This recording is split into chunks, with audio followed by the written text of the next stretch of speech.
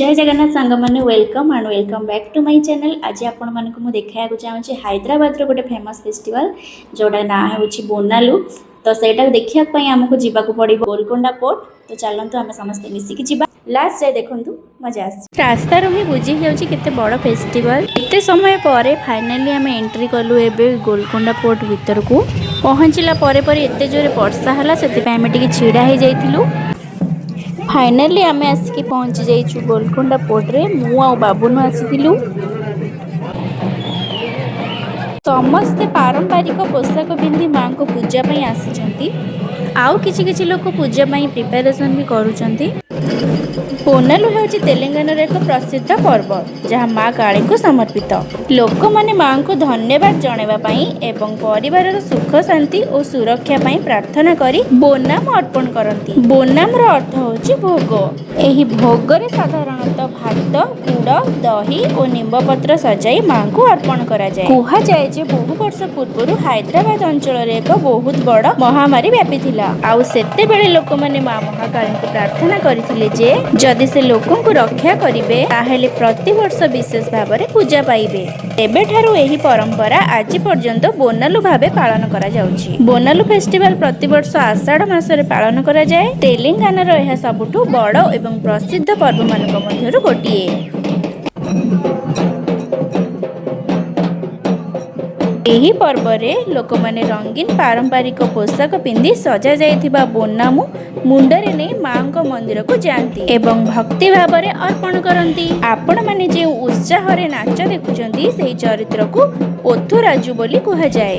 तांको माँ महाकालींकर रक्षक भाव में माना जाए। तेथि पई से शोभा यात्रा रो आगरे नाची नाची जाती।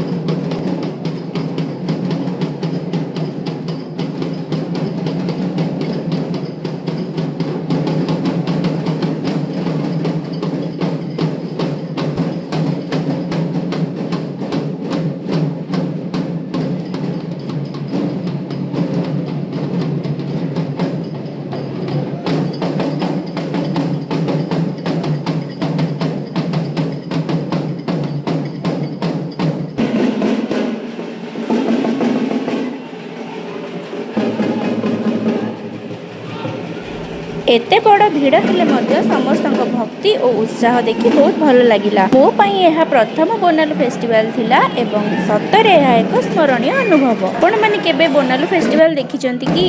जदि देखि नाहंती ताहाले घरे निश्चय आसंतु। एही अनुभव सतरे बहुत स्पेशल।